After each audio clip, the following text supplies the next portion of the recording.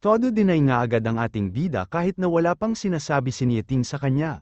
Pero kahit anong sabihin nga daw ni Nieting ay hindi ang ating bida ang may kagagawan, wika naman niya.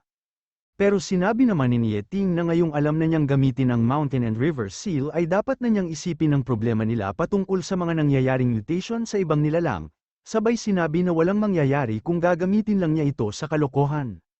Pero iniisip lang naman niya na akala lang nila walang mangyayari pag ginamit niya ito sa kalokohan, habang nakatingin sa mga negative points na pumapasok sa kanyang system.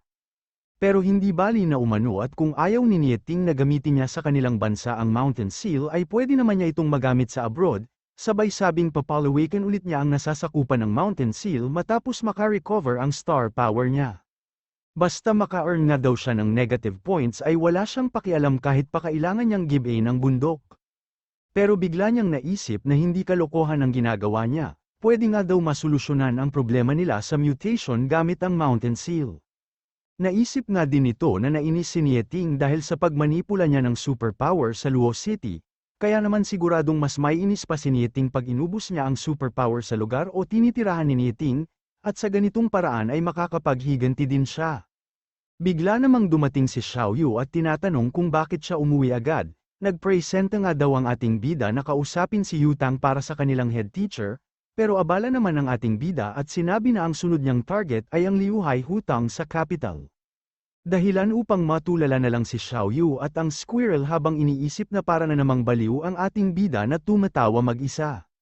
Samantala 2 linggo ang nakalipas sa Luo City Cultivation College, ay sinabi ng ating bida na kung wala nang gagawin ay mauuna na siyang umuwi. Pero tinanong nila Zuan kung asa na ang kanilang head teacher, sinabi nga daw ng ating bida na siya ang magtutungo sa kanilang headmaster o kay Yutang upang makipag-usap patungkol dito. Pero sinabi lang naman ng ating bida na hindi na nila kailangan mag-alala, makakapaghintay nga daw ang patungkol sa kanilang head teacher pero sa ngayon ay may importanteng bagay pa siya na kailangan gawin. Dahilan upang tanungin nila si Xiaoyu sa kung ano ang nangyayari sa ating bida, tila na-possess na nga daw ito at kung bakit excited siya palagi na umuwi. Pero hindi naman daw alam ni Xiaoyu kung ano ang nangyayari sa kanyang kuya, habang iniisip kung tuluyan na bang nabaliw ang ating bida dahil sa pakikipag-away o asara niya kay Nieting, hanggang sa napagdesisyonan naman nilang sundan ang ating bida. Samantala sa bahay nga nila Shu ay tila umiiri siya matapos magamit ang halos lahat ng star power niya, at habang hawak naman niya ang kanyang Mountain Seal ay nagsasaya ang kanyang consciousness matapos mapaabot sa capital ang nasasakupan nito, kung saan ay inabot siya ng 2 linggo. Buti na nga lang daw at pwede niyang gamitin ng paulit-ulit ang Mountain Seal basta mayroon siyang star power, at hindi na din naman nag-aksaya ng oras ang ating bida para hanapin ang Liuhai Hutang o ang lokasyon sa kung saan nakatira si Nieting. Ilang sandali pa nga ay nakita na niya ito at iniisip na ang kailangan lang niyang makontrol ay ang 500 square meters na area. Agad nga niyang ginamit ang seal upang makontrol ang superpower sa bakuran at nasasakupan ng dragnet at snares, na naramdaman nila Ji Chao na agad napatanong kung bakit nawala ang superpower. Bigla namang naging seryoso ang mukha ni Nieting, at agad nagbigay ng negative point sa bida nating masyado ang tuwa at tawa habang sinasabi na ito ang nararapat kay Nieting. Habang tumatawa naman ang ating bida ay sinigaw ni Nieting ang kanyang pangalan, bago siya tuluyang atakihin dahilan upang magulat ang ating bida at minabuti na tigilan ang paggamit sa Mountain Seal. Masyado nga ang pagtataka at gulat nito matapos malaman na kayang makadetect ng spiritual senses ni Nieting, pero muli siyang nagulat matapos niyang mapansin na pinapanood siya nila Xiaoyu. Tinatanong nga ni Xiaoyu kung sino ang kausap niya dahil wala naman daw ibang tao sa kanilang bahay, pero pinagkakaila naman ito ng ating bida sabay tanong sa kung anong narinig nilang sinasabi niya. Binanggit naman ni Zuan ang mga narinig nilang salita mula sa ating bida, dahilan upang maisip nito na si Nieting ang sinasabihan niya ng mga salitang yun habang nasa spiritual sense o form siya. Pero dahil naririnig din daw pala ng iba ang mga sinasabi niya habang nasa spiritual form siya ay mas mainam kung mag-iingat na siya sa susunod. Pero muli siyang tinanong ni Zuan kung may tinatago ba ang ating bida sa kanila, parang wala nga daw siya sa tamang pag-iisip nitong mga nakaraan, pero sinabi lang naman niya na hindi niya pwedeng sabihin sa kanila ang mga ginagawa niya. Habang iniisip na ang lahat ng cultivator ay kailangan ng superpower, pero ngayong wala ng superpower sa bahay nila Nieting ay napapatanong siya sa kanyang sarili kung ano na ang gagawin ni Nieting ngayon. Pero kung hihingi naman daw ng patawad si Nieting at gagawin siyang ganap na estudyante ay pwede niyang ibalik ang superpower sa kanilang lugar. Makakapaghintay nga daw ang negative points pero ang pang-aasar kay Nieting ay hindi. At dahil sa nakakalokong itsura ng ating bida ay iniisip ni Xiaoyu na tuluyan na siyang nawala sa tamang pag-iisip. Samantala masyado naman ang galit ni Nieting matapos ubusin ng ating bida ang superpower sa kanilang lugar. Dahilan upang mapagdesisyonan ni Zikhao na magpaalam na muna. At sa pag-alis nga niya ay iniisip nito na mas mainam kung hindi na lang niya alam na nasa ating bida ang Mountain Seal at umiwas na lang sa away nila ni Yeting at Lu Shu. Bigla naman niyang napansin na tumatawa si Zhu Jin kaya tinanong nito kung nakakatuwa ba ang nangyari sa kanila.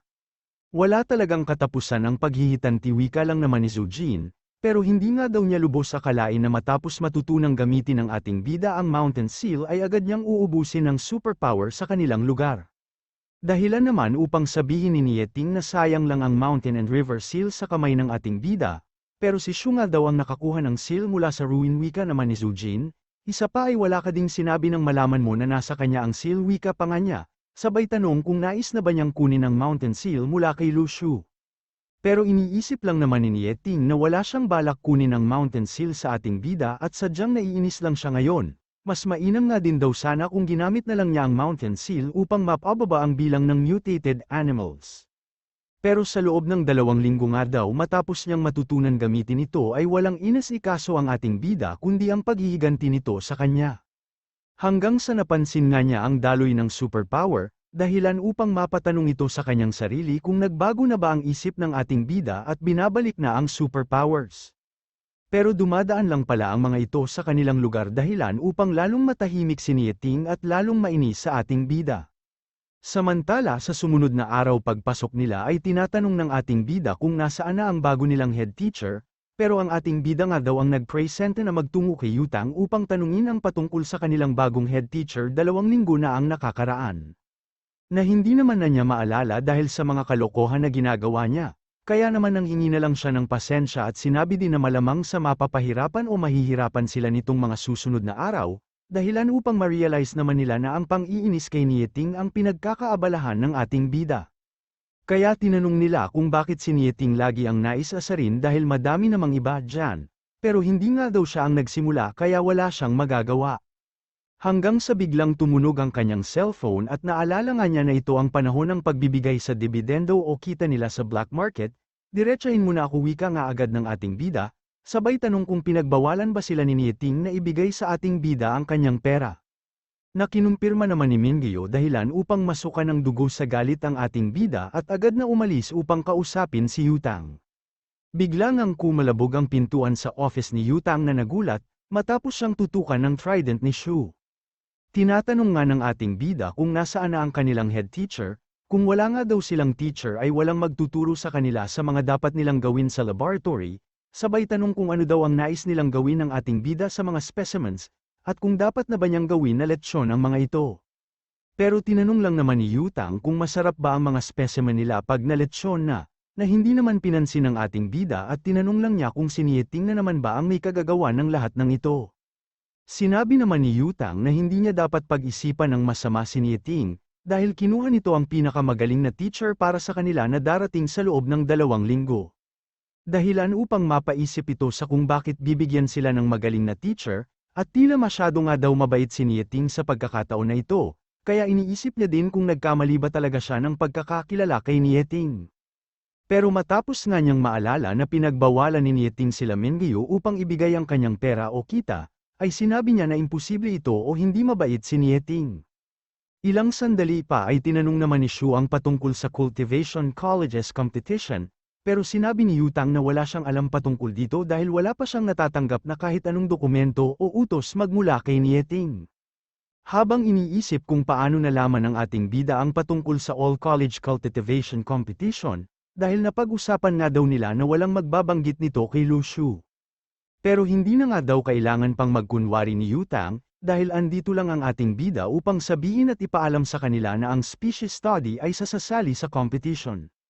Pero kailangan nga daw ng 20 representatives sa bawat college, isa pa ay walang sumali sa ibang college na nagmula sa major ng species study.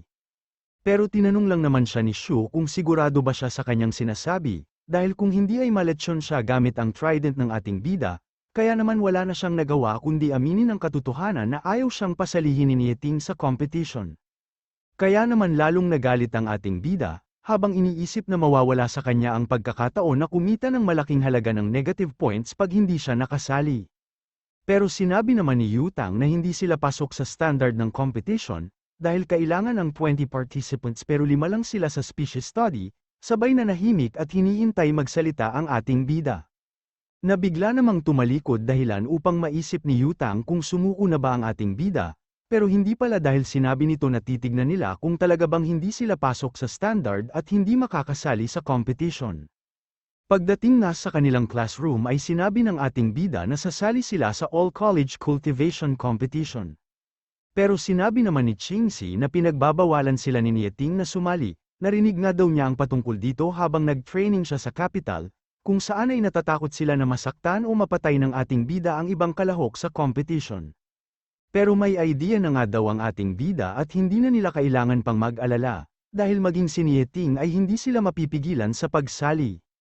Nagtungo nga si Shu sa field combat at sinabi na kailangan niyang makausap ang kanilang monitor o leader sa klase, kung saan ay narinig naman ni Carol ang boses ng ating bida at matapos niya itong makita ay abot langit ang tuwa na kanyang nadama. Pero hindi naman siya makalapit, dahil sinabi nga daw ng kanyang pinsan na kailangan niyang maging mahinhin at pakipot.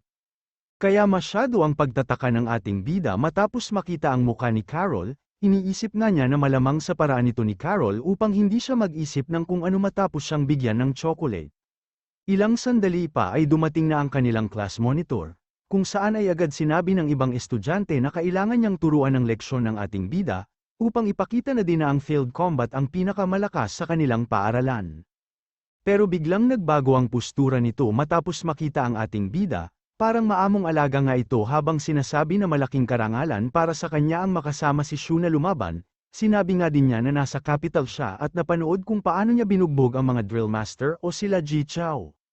Sabay nagpakilala bilang si Li Zimo at tinanong kung ano ang pwede niyang gawin o magagawa para sa ating bida, na tinanong lang naman kung sasali ba ang klase ng field combat sa darating na cultivation competition.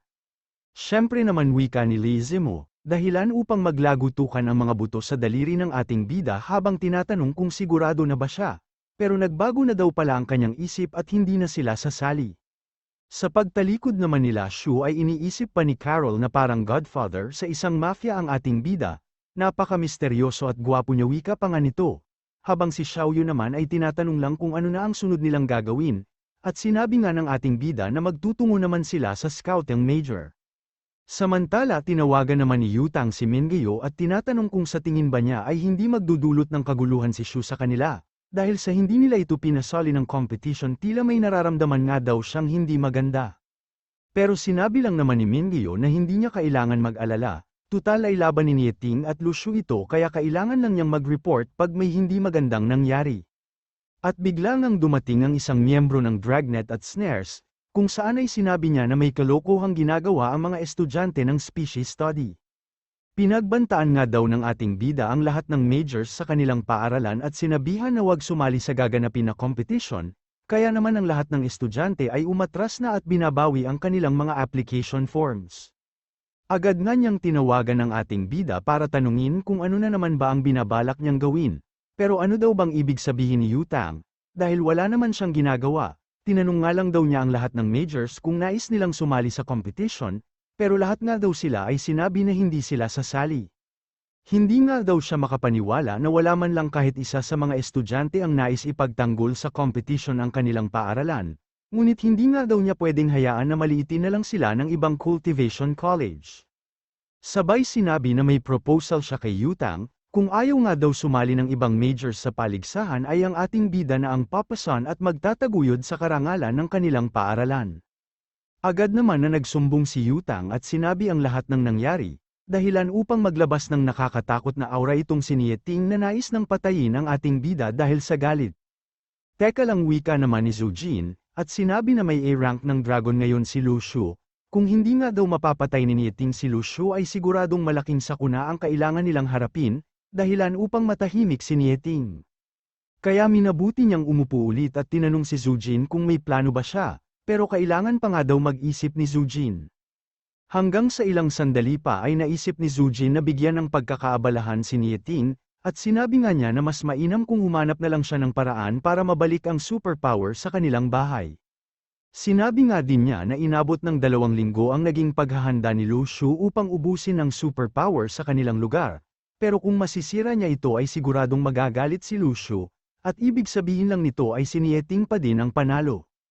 Dahilan naman upang mangiti si Nieting at sinabing pwede niya itong subukan, habang si Zujin naman ay nagpaalam na matapos mabilog at utak ng bata, at masyado ang pasasalamat matapos makalimutan ni Nieting ang nais niyang pagpatay sa ating bida.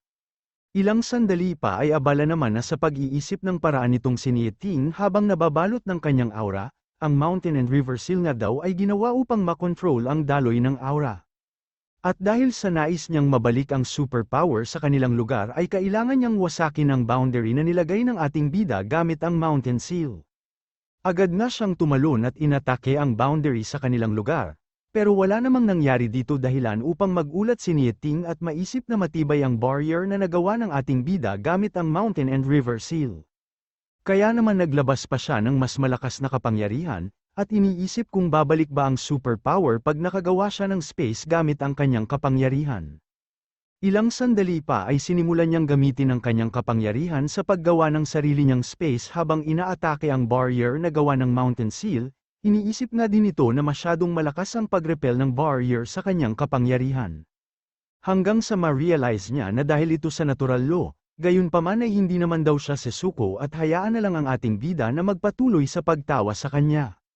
Nilabas nga niya ang lahat ng kanyang kapangyarihan, dahilan upang mayanig ang buong lugar at mapatanong si Zujin kung may lindol bang nangyayari. Agad nga niyang binuksan ang pintuan upang tanungin si Nieting kung may paglindol ba. Pero natulala ito matapos makita ang ginagawa ni Nieting, at tinanong kung nababaliw na ba siya. Pero sinabi lang naman ni Nieting na tapos na o malapit nang matapos ang barrier na kanyang ginagawa. Sinabi nga niyang babalik ang superpower sa kanila pag nagawa niya ang barrier na ito. Matapos namang makita ni Zujin na nasisira ang kanilang tahanan, ay sinubukan itong pigilan si Nieting. Pero huli na ang lahat at kasabay nga ng pagkabuo ni Nieting sa sarili niyang barrier ay nawasak din ang kanilang bahay. Nanginginig nga ito sa galit habang tinatawag si Nieting sa kanyang pangalan, at tinanong kung nababaliw na ba talaga siya, pero iniisip lang naman ni Nieting na nalagpasan na niya ang bottleneck ng A-rank. Hindi nga siya makapaniwala na makakapag-breakthrough siya sa susunod na rank nang dahil sa pagnanais na sirain ang ginawang barrier ng ating bida gamit ang Mountain and River Seal. At ilang sandali nga ang nakalipas ay biglang nagkaroon ng pagkulog at kidlat, dahilan upang maisip ni Zujin na kaparusahan ito ng langit at nakapag-breakthrough si Nieting. Tinanong nga niya si Nieting kung paano niya ito nagawa, at sinabi naman niya na para malagpasan ang A-rank ay kailangan lang niyang makagawa ng natural law gamit ang kanyang kapangyarihan. Hindi nga daw ito naiiba sa paglabag o laban sa natural law ng daigdig, kaya nagkakaroon ng Heaven's Punishment o kaparusahan ng langit, sabay sinabi na si Lu Shu at ang Mountain Seal ang dahilan kung bakit nalagpasan niya ang A-rank, o kung bakit nakapag-breakthrough siya. Pero hindi na nga daw kailangan pang ipaliwanag ni Nieting ang lahat, dahil mas mainam kung umalis na siya ngayon bago pa bumagsak ang kaparusahan ng langit kay Nieting, at ayaw na nga din daw niyang masira pa ang ibang parte ng kanilang bahay. Agad namang lumipad palayo sa capital si Nieting, habang si Zujin ay naisip na ipaalam ang lahat ng ito sa ating bida, para matanong na din kung paano niya nalagpasan ang kaparusahan ng langit at matulungan si Nieting. Hindi nga maipinta ang muka ng ating bida matapos malaman na nag-breakthrough si Nieting, at sinabi pa ni Zujin na dahil ito sa barrier na ginawa ng ating bida gamit ang Mountain Seal, kaya naman malaking tulong ang ginawa ng ating bida kay Nieting. Dahilan upang ma-realize ng ating bida na si Nieting ang mas nakinabang sa 2 linggo na paghihirap niya upang alisin ang superpower sa kanilang lugar. Pero sinabi naman ni Zujin na kalimutan na muna nila ang patungkol dito, sabay tinanong ang ating bida sa kung ano ang pwedeng gawin ni Nieting upang makasurvive din siya sa kaparusahan ng langit. Alam naman daw ni Zujin na naiinis ang ating bida kay Nieting, pero nasa mapanganib na sitwasyon siya ngayon at si Shu lang din ang makakatulong. Ayon nga din daw sa bagong intelligence report ay patungo ang lahat ng A-rank master sa kanilang bansa ngayon, at hindi din inaasahan ni Zujin na manunood lang ang mga puppeteer kasama ng Bishop at Saint, habang hinaharap ni Nieting ang kaparusahan ng langit. Kaya naman sinabi ng ating bida na nauunawaan niya lahat at si Nieting din ang leader ng Dragnet, Kaya nga din daw niyang isang tabi ang galit niya kay Nieting at hindi niya din ito hahayaan na mamatay ng dahil sa kidlat. Sinabi nga ni Shu na mayroong 4 o 5 kidlat ang tumama sa kanila nung makapatanggap ng kaparusahan ng langit si Chaos, pero dahil sa mas malakas si Nieting sa kanila ay sigurado siya na mas madaming kidlat ang babagsak kay Nieting. Pero pwede nga daw pahinain o ikalat ang kidlat. Dito ay sinabi din ng ating bida na maswerte siya dahil may 4 na gold pillars ang nakatulong sa kanya nang bumagsak ang kaparusahan ng langit, at bukod dito ay nagamit din niya ang magic tools at sword power niya upang pahinain ang mga kidlat. Sige, sasabihin ko sa kanya lahat, wika naman ni Zujin, pero napatanong ang ating bida at hindi daw ba dapat si Nieting ang tumatawag sa kanya at nakikiusap na humingi ng tulong. Pero kasalukuyan nga daw na lumilipad palayo si Nieting sa kanilang lugar. Bukod dito ay parehas din silang siraulo ni Nieting, at dahil sa kanila ay nawasak ang kanyang bahay. Samantala sa North Grassland naman ay makikitang mabilis na lumilipad si Nieting, at dahil sa mga pagkulog at kidlat na nangyayari dulot ng kaparusahan ng langit ay nagtatakbuhan ng iba't ibang hayop. Habang si Master naman ay nakasunod kay Nieting, iniisip nga nito na ang tunog mula sa kaparusahan ng langit ay naririnig kahit pa nasa 1,000 kilometro ang kanilang distansya, at dahil dito ay iniisip niya na anumang minuto ay malalagpasan na ni Nieting ang A-rank.